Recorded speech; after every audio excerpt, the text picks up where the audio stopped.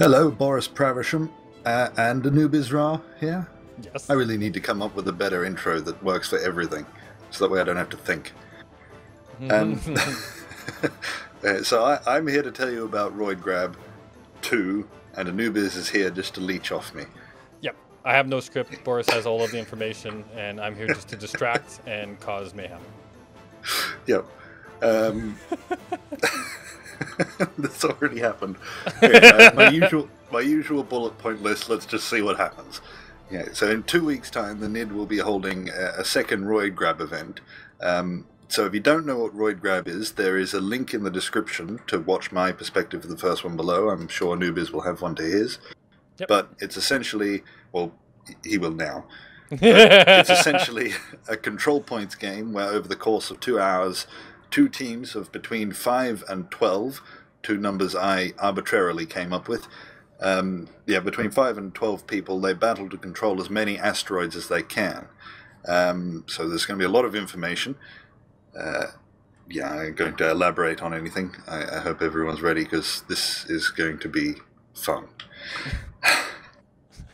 Background music now. I can start singing if you want, because I know you won't add any. Preferably not. Okay, this is the world from the first Roid Grab. This is just a demonstration, as I haven't and won't be seeing the new ones. You can see those 2 base asteroids. Anubis is there. I'm over on the other one, if I can remember my way to it. Yeah.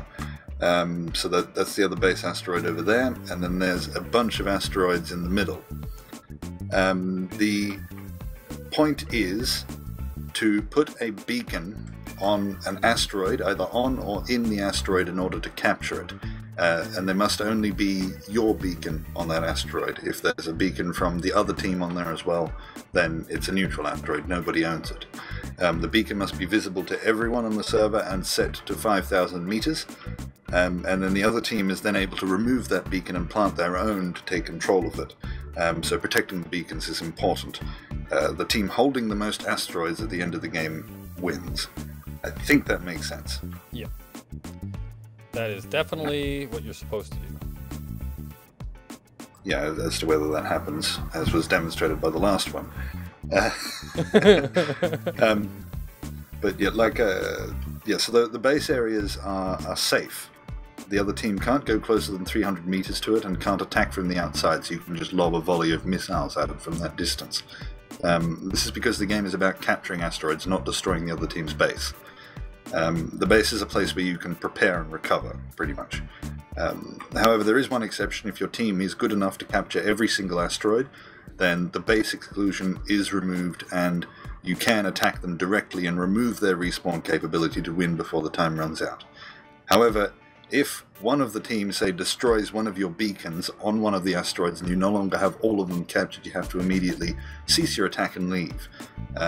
You will be informed if that happens, so you don't have to keep an eye on anything other than the global chat, though. But yeah, that's the only exception to the rule. The other base is off limits otherwise. If you capture one asteroid, then it's worthwhile trying to capture more in order to try and force this situation, though. Yeah. Yeah. Yeah.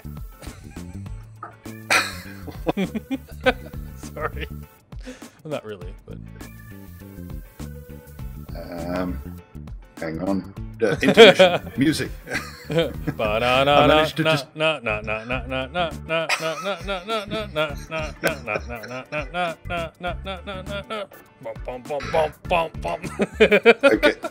Thank you.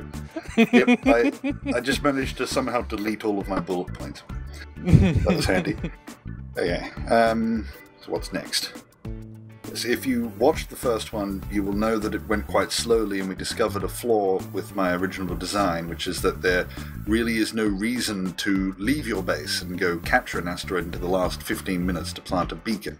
So to counter this, the base asteroid has very few resources on it, well, in the new map anyway, so you will have to leave to survive, and you are also given some starting equipment to speed the process up. And most importantly, if you capture an asteroid, you get a reward, but only in the first hour and 40 minutes. This is a rule that you don't know about, actually, Anubis.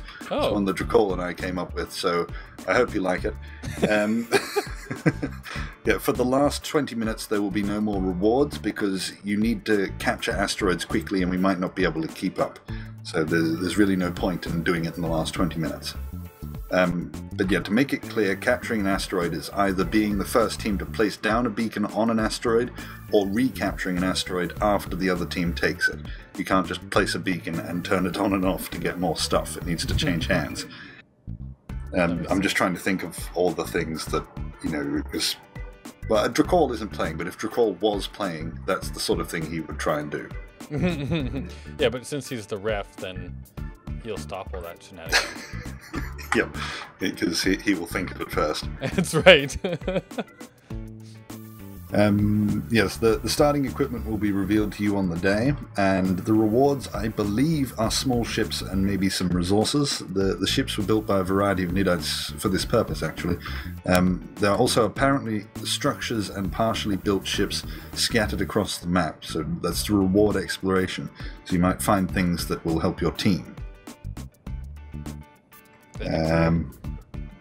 Okay. I said I am being quite vague because I don't know what they are. Yeah, the maps were, as we were kind of alluding to, Drakol made the maps with the help of a couple of others. I believe DHR Mike was one of them. I'm sorry, I can't remember the other ones, but that's mostly because, you know, I haven't been involved at all in the design process, so I don't know anything. Yeah, I just told him to leave me in the dark so that I was as clueless as everyone else will be, pretty much. But yeah, needless to say, if you're leaving, so leaving your base is not only necessary but advantageous. If you play it right, your team will not have to spend a long time building a fleet and can spend more time capturing, fighting for, and building up defenses around the other asteroids. Because if you defend the asteroids, then in the last 15 minutes, it's harder for the other team to then just fly over and plant a beacon on it and win. So if you spend your time defending the asteroids, then you won't have this last minute rush and lose situation like you did, Anubis. I just thought I'd point that out. Yeah. Oh yeah, spoilers. Yeah. To the event that happened a long time ago, you mean? Yep. Okay, well, if we're doing spoilers, then I killed you too, so... Oh. You might have won, but you didn't get to see it.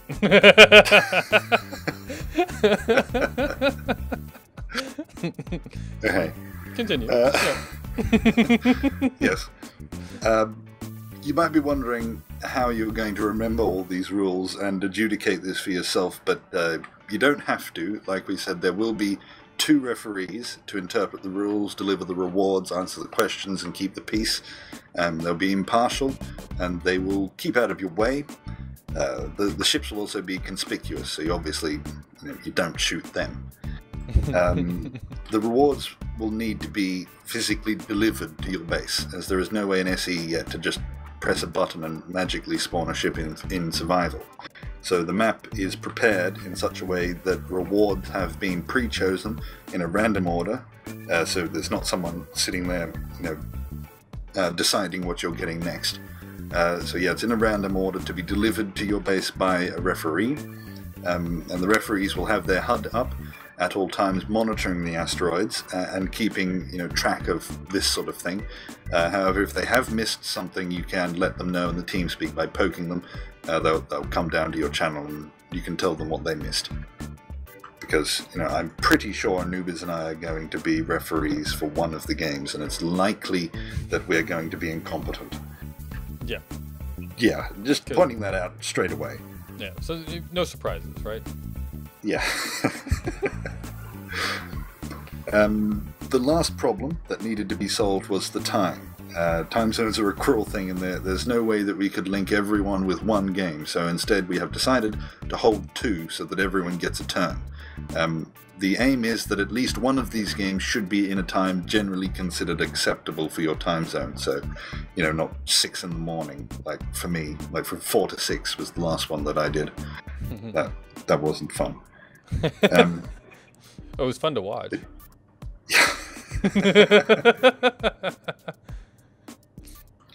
Yeah, Roid Grab will be on the weekend of the 31st of January and the 1st of February. There are links both for Game A and Game B in the description that will automatically convert to your time, so you can work out when they are. Yeah, but remember, these are the start times. If you've been following along with what we do, you'll know that we have a problem with starting on time. So I ask everyone to try and gather earlier than that. We'll be in the TeamSpeak, which is ts.thenidd.com, an hour before both of them. If you want to help out with the preparation, the best thing you can do is to try and give the coordinators as much space to work. So answering questions for other people, relaying instructions to people who have just joined, making sure everyone has the server URL, helping with technical questions, things like that, maybe even trying to organize the two teams. These are the things that interrupted me personally last time, and why it took an extra hour to get things running properly, because I hadn't counted on the fact that answering the same questions over and over again every time someone new joined would take so long. So that's, if you want to help out, you don't have to do that, but if you want to help out, that would be one way to do it. Yes, there will be separate maps for both games, separate referees and players, but it is possible to play in both. Just let us know which one your preference is for, because obviously those playing in their first preference, their first preference game, their first and only game, will get preference over you for your secondary choice, so that everyone gets a go, if those sentences made any sense at all. Sure, we'll go with that. Yeah. Okay. Teams. They can't be decided until the day, because there will probably be dropouts, fill-ins, technical problems and so forth. To make up for this, at the start of the game, this is another rule that I just came up with. It's my game, I can do what I want. Yes, but to make up for this, at the start of the game, once teams have been decided, there will be a 10-minute period to talk strategy. So you have your ideas prepared for that, so that as soon as we say go, you can talk about it with your teams that you've just discovered and work out what you need to do. And yes, for this period, the teams will break away into their separate TS channels, and you get ready to go from there. And straight after that, the game will start. The referees will be keeping the time and informing players of it every 20 minutes and at increasingly shorter intervals towards the end. I think that made sense as well. Yes. Okay. If not, you'll find out in the comments. Yeah. It's 20 minutes because that will mark the end of an episode. There will be multiple people recording, so you have to make sure that you're first okay with that, and secondly that things like your microphone isn't excessively noisy or too quiet, that sort of thing. One thing I have noticed in the past, if you're using voice activation on TeamSpeak, please remember that every single sound you make will be broadcast to the world, and I've spent too many hours editing out people coughing, drinking, typing loudly, knocking things, feedback, people shouting in the background, all things like that. So they're all things to kind of remember, to make everyone's life a little bit easier. We're not looking to make a piece of art, but we do want at least a base level of quality. And I'm mostly thinking of Anubis there, because my level of quality is at a much lower bar than Anubis's. So he will spend hours editing out people's every noise. And might have done that. Yeah, so we don't want him passing out. I appreciate that. Thank you. I've also had a few people ask me if they can record but don't have a YouTube channel, or don't want a YouTube channel to upload to. If you want, we can pull the footage somewhere for everyone to use. I haven't entirely worked out how we're going to do that, but we'll work it out as we go along. This way it'll solve the lack of perspectives problem, so that there are eyes everywhere. That said, this is by no means something that you have to do. It is entirely voluntary, and there are no expectations whatsoever there. If you want to do it, you can. However, if you are recording to upload to YouTube, then just let us know so that we can link to you and tell you when they will be uploaded. We will leave enough time for people to edit and upload them all, then you can schedule them to go out automatically with the rest of us. If you are going to upload to YouTube, then there are some more expectations, I suppose, that you play nicely and do things on time. Because, for example, if someone is watching Anubis's video and sees something happening to someone else who is recording, we don't want people clicking their link in the description only to find there has been no video uploaded, even though we said there was. This isn't strict. Anubis will tell you I've missed many, many scheduled deadlines. But for events, I hold myself to a higher standard and make sure I get them out on time. But yeah, it's nice if we all worked as a team, made sure that everything was as we said they were. If you're not sure if you can do it, then just say that. All you have to do is ask if you have a problem. But we are a generally friendly bunch. We try and help out as much as we can. You're not going to agree with that? Oh, sorry, I didn't hold down the push to talk. I said except for Spider-Man. Okay, on my side it sounds like you didn't agree at all. On your side it sounds like you're a very nice person. No, I was blaming Spider-Man. Oh, yeah. Because he's not. Yeah. Yeah, well, Spider-Man did kill Zack, so... Yeah. And once and for all, too. Yeah. Properly, yeah. Yeah.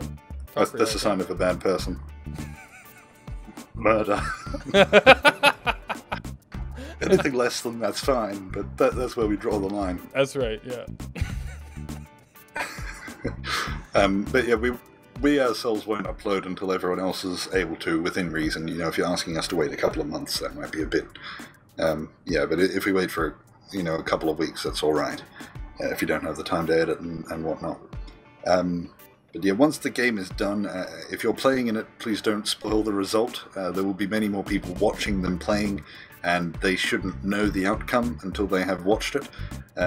So I'm mostly talking about myself here to keep my gloating under wraps until it goes public. So of course... Yeah. Because of course you're going to win. Yeah. Of course, yes. Like I said, it's my game. If I don't win, we never play it again. I'll just take the ball and go home. That's right. Oh, goodness. I believe Lotius is also making a brilliant intro sequence for everyone to use if they want. Yes, yeah. We'll put that up for download, obviously with his permission, so that everyone can use that. And thank you very much to him. I looked at that a couple of days ago, and it's brilliant as it is, and apparently it's getting better.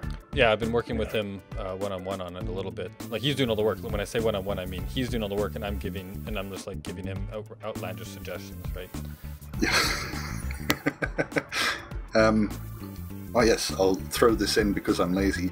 Maybe someone will also create thumbnails for us to use. Maybe. Because I hate making thumbnails. Alright, yes, so last but certainly not least, if you want to play, there are plenty of spots open.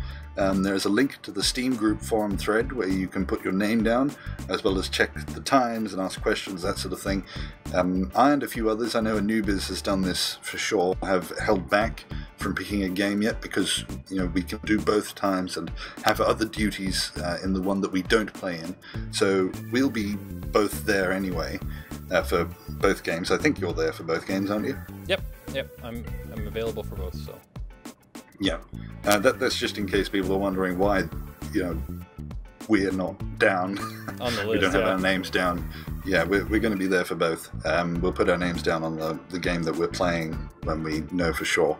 But yeah, like Anubis said, we're all very welcoming and friendly. So if you're new to the group, because I know we have more than tripled in active members since the last Roid Grab. So like I only realized that when Raptor asked what the hell Roid Grab was. I just kind of assumed everyone knew it. But yeah, there's a whole bunch of new people. If you haven't done this sort of thing before, then we are very welcoming. We're not, and we've made this sound, well, I've made this sound more serious than it is in this video. It's just mucking around, that's all it is.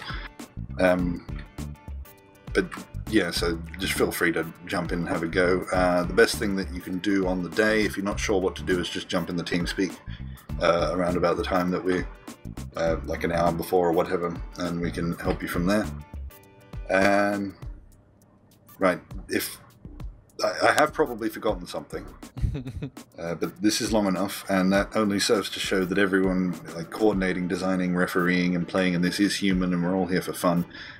Even for a small group like us to play a silly game casually like this, it still takes a surprising amount of work to get it set up and right on the day.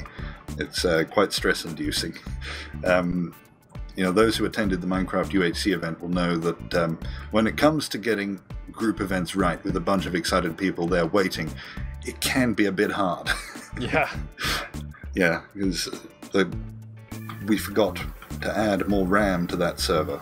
So we played the entire UHC with, what, a gig of RAM, maybe? Whatever the default Minecraft server is. And it's not a lot. Yeah. Yeah, oops. Yeah, so very simple things can go wrong. And I just want to point that out because something will go wrong. Hopefully not massive, but at least one small thing will probably go wrong. And just to remember that, we're just doing this for fun. But yeah, I think from now on we're hoping to do one of these things a month. Not as big as Roid Grab, but lots of smaller things. And not necessarily Roid Grab every month, I mean like an event. So we should get increasingly better at it, and it'll seem less like work once we got it down to a pat. Got it down to a pat? Got it down pat. Down to a pat, yeah. That's... okay. It works, yeah. Yeah, we invented a phrase. That's right. Right, I think that's all. So who wants to play? So, yeah, that's right. Go sign up. Yep. I don't have anything. Do you have anything? Well, other than music? I understood everything you said, but I wasn't listening, so can you repeat it? Right. Let me just scroll up. In 2 weeks' time, the Nidd will be holding the second Roid Grab. And actually, right now, what you're seeing happening... Well, you don't see this yet, because what we did is we took that whole video and we repeated it 3 times, and now you're getting the ending right now. If you don't remember, then you should probably go see a doctor. Yeah, that's right. Really, you watched that 3 times. Yeah. Yep. We've got to leave. Yes. This isn't acceptable. So I hope to see everyone there. Hopefully it all goes off without a hitch and it's a lot of fun. Yeah. I agree. And I hope. Yep. We'll end on that note. All right. Yeah, so thanks everyone for watching. And go sign up.